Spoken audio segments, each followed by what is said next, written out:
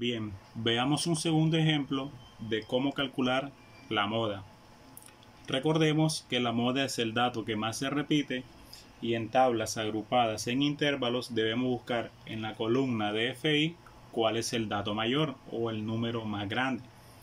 En este ejemplo, el más grande es el 5, por lo tanto, aquí va a estar ubicada la moda. Como ya tenemos el intervalo modal, que sería nuestro intervalo de referencia, entonces empezamos a buscar a qué equivale cada uno de los valores que me pide la fórmula. Nos piden LI, límite inferior del intervalo modal. El límite inferior es 55. LI vale 55. FI, frecuencia absoluta. La frecuencia absoluta del intervalo modal es 5. F sub i menos 1 es la frecuencia absoluta del intervalo anterior al intervalo modal. Si este es el intervalo modal y tiene frecuencia absoluta 5, la anterior sería 2. F sub i más 1, frecuencia absoluta del intervalo siguiente. Si este es el intervalo modal, el siguiente es 4. Y la amplitud de cada intervalo es de 5 unidades. Luego, en el siguiente paso, estos valores que acabo de determinar los voy a reemplazar en mi fórmula y tendría MO va a ser igual LI, que vale 55, más FI menos F sub i menos 1, es decir, FI vale 5 menos F sub i menos 1 vale 2.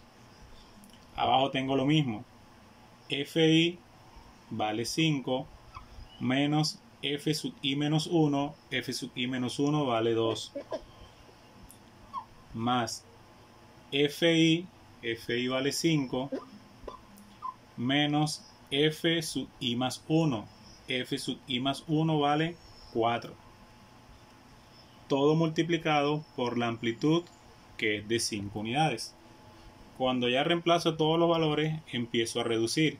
Tendría MO va a ser igual 55, y aquí tengo más 5 menos 2, 3, sobre 5 menos 2, 3, más 5 menos 4, 1, todo multiplicado por 5.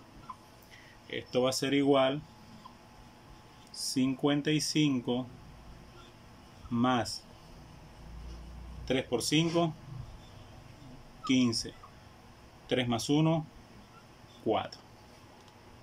MO va a ser igual 55 más 15 entre 4 nos da 3.75. Quiere decir que 55 más 3.75 me daría 58.75 y lo aproximamos a 59.